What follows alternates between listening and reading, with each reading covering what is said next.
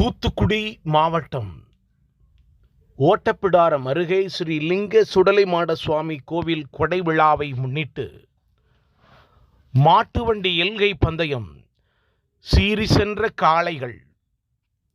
தூத்துக்குடி மாவட்டம் ஓட்டப்பிடாரம் அருகே விநாயகர் புதியமுத்தூர் நடுவுக்குறிச்சி அருள்மிகு ஸ்ரீ லிங்க சுடலை மாடசாமி திருக்கோவில் ஆணி திருவிழா வெகு விமர்சையாக நடைபெற்றது.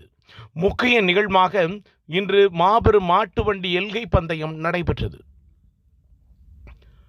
இந்த பெரிய போட்டியில் 11 வண்டிகளும், சின்ன மாட்டு வண்டி போட்டியில் 20 மாட்டு வண்டிகளும், பூஞ்சிட்டு மாட்டு வண்டி போட்டியில் 23 வண்டிகளும், தேன்சிட்டு மாட்டு வண்டி போட்டியில் 18 வண்டிகளும் கலந்து கொண்டன.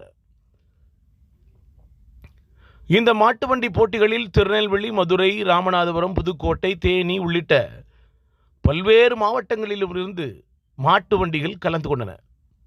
இந்த மாட்டு வண்டி போட்டிகளை ஐரவன்பட்டி தொழிலதிபர் முருகேச பாண்டியன் பங்கேற்று தொடங்கி வைத்தார். இந்த நிகழ்வில் புதியம்புத்தூர் கோவை லட்சுமணன், வழக்கறிஞர் கனகராஜ், தொழிலதிபர் பொன்முருகன் ஆகியோர் மாட்டு வண்டி எல்கை பந்தயத்தில்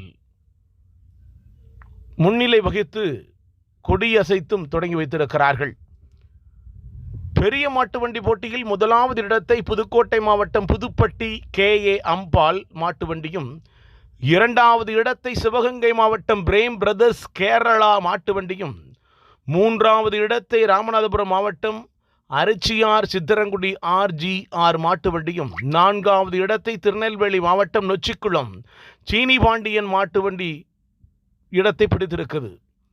தொடர்ந்து நடைபெற்ற சின்ன மாட்டு வண்டி போட்டியில் முதலாவது இடத்தை சீவலப்பேரி துர்காம்பிகா மாட்டு வண்டியும், இரண்டாம் இடத்தை பத்மநாபமங்கலம் பேச்சு பிரம்மசக்தி மாட்டு வண்டியும், மூன்றாவது இடத்தை மதுரை மாவட்டம் மேலூர் அழகன் ஹவுசிக் மாட்டு வண்டியும், நான்காவது இடத்தை துரைசாமிபுரம் சுரேஷ் ஐயங்கார் பேக்கரி புதியமுத்தூர் மாட்டு வண்டியும் வெற்றி பெற்றிருக்கிறது. தொடர்ந்து நடைபெற்ற பூஞ்சிட்டு மாட்டு வண்டி போட்டியில் முதலாவது இடத்தை காடமங்கலம் சக்தி சந்தூரா